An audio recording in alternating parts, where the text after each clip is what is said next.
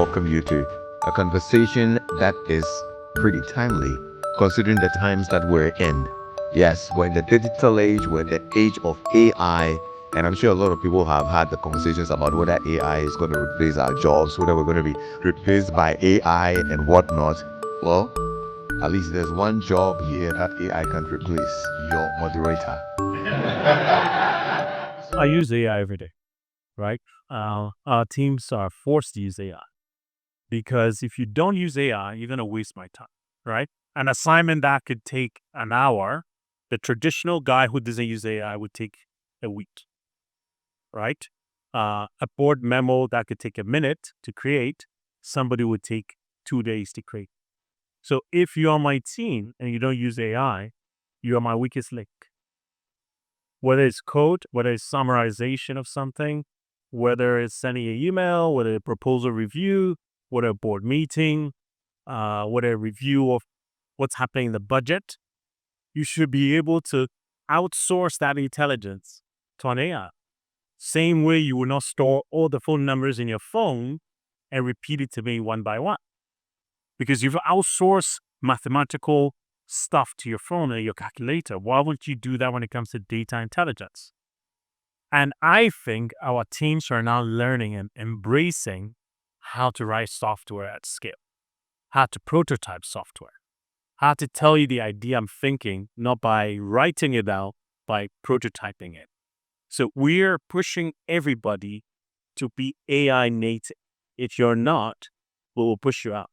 And I think there's going to be a season or a stage in our journey where you can run a company with one person. The other skill set that I'm learning is if you don't know how to think, AI can help, which means from a first principle standpoint, a talent has to understand critical thinking. Because there are things you can outsource to a machine. But before you outsource, you have to be renewed in how you think, right? And I think we have to start teaching that in our colleges and Nexford and all these universities at the current work university, which is a new university, which is great. You know, the people who are already working and don't want to go back to school, they need work university, which means they have to think differently. Else they're going to waste the budget. Now, what I think AI does is it gives us the opportunity to rather strengthen what I will call our superhuman skills. Because there are some things that AI, for now, cannot do. For instance, AI doesn't have wisdom. Wisdom is man. It's human beings that have wisdom. AI has knowledge. Wisdom is the application of that knowledge. AI is not able to create moments that matter amongst people. AI, for now, doesn't have values or ethics. So AI is just a machine. At the moment, AI doesn't know. I look at some face and I see, I think there's something wrong. So, intuition. AI doesn't have that. And so, what in this era, actually, AI is only helping us to now become more human and leave the mundane stuff to AI to deal with. So it is time for us as human beings to be more strategic, to be able to connect the dots, do system thinking, be able to predict using AI to predict the future. What AI helps us to do is to be more human. So now strengthen those human attributes, the values, the critical thinking, the problem solving, because AI will give you the raw data and it is for you to make those decisions. It is for you to strategize. That is what AI will do. Don't throw away your human skills. How do you design a solution around a real problem? And what does that look like? I think that is the most valuable thing anyone can study today. And it is going to be a job that is going to be in high demand over the coming years. It's already in high demand today. I think the demand for product jobs will only rise. So basically, all of the transformation that we're talking about in any industry will need product managers to drive it. So a product manager's role, if you want to really simplify it, is into two things. One is to be the bridge between technical and non-technical people. That's one part of a product manager's job. And the other part of it is to design a solution that solves a real problem, but not to digitize stuff that shouldn't happen. So if we go to any government organization here or some of the traditional banks, for example, you'll find that they have lots of processes that are paper-based, right? A product manager's job is not to digitize these papers, and it's to re-engineer the process to an efficient process and then to use technology to do that. If I'm farming in an inefficient way, how do I make it more efficient? If it's taking me 30 hours to process a loan application, how do I do that in 5 hours? If it's costing $100 to do X, how do I make it cost 20? So anyway, so product manager, basically they're there to solve problems and create a more efficient solution. And then all the tech comes secondary to that. So it's not about jumping to text directly. The product is a much, much more valuable skill. And then the AI-enabled product manager is the killer. Here with the CEO of BlueSPACE Africa Technologies, the one and only Sam Amanor, who's just finished an amazing session. Sam, how did you find the whole session? Lex, thank you. It was nice being on your panel. Really good. I think this was very poignant. The audience really appreciated the fact that we're talking about real life issues. AI is here to stay, but then what? So being able to share those feedbacks, the values, the ethics, the do's and don'ts in adopting AI in a university context, I think it's really, really great. I think Nexford University is onto something great, because when you compare the traditional universities and the way they operate, their operating system is so different. And I think that's the next level of university sort of platform we need for the future of work.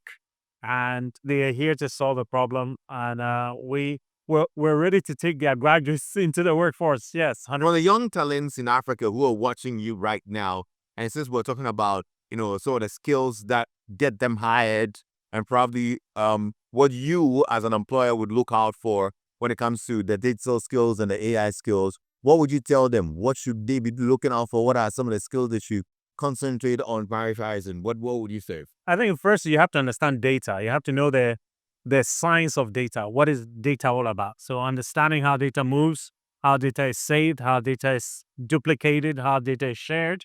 They need to study data, right? So there are courses around data science, data analytics, data governance, data security. They need to pick that up as a core. The next one is they have to be curious. They have to be curious to learn about what this AI thing is. Play with it. There are so many models, open source and private source, closed source, sorry. They need to learn how these AIs work. How can they apply this in their today life, in their homework, in their research, in their work assignment, their thesis, and whatever they're doing today? Can AI do a better job for them? They need to play with this. I think that's very important. All right, so I'm here with the CEO of Nexford University, Fadl Al Tarzi. Fadl, that was a great session. How do you find it? Thanks for joining, Lexis. I think you made it much funner than it usually is. So I appreciate that. It's exciting. It was great to meet a lot of our learners and community members. My first time in Ghana, so fantastic to see so many people. What's your biggest takeout from this conversation that we had today? I think that Ghanaians, have a sense of positivity and hope that you don't always find in other markets necessarily. So they're invigorated, they're excited for the future, and I think there's a real opportunity for youth in Ghana, in particular, to be early adopters of some of the latest technologies and sort of leapfrog development that we've seen in other markets.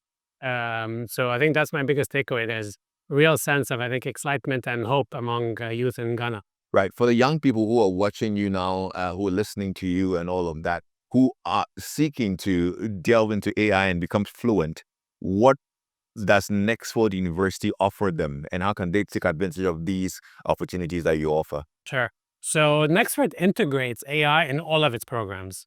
So whether you're actually studying AI or you're studying finance or HR or marketing, you're always going to be studying AI.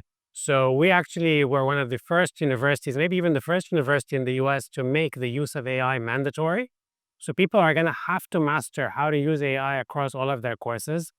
Other than that, we actually have AI-specific courses, both at an undergraduate and graduate level. And we have specializations in AI. So you can study business, for example. You can get an MBA, but specialize in AI within that degree. And then next year, we're going to have a new degree that will be announced soon that's entirely AI-focused. Well, stay tuned for that. It's happening.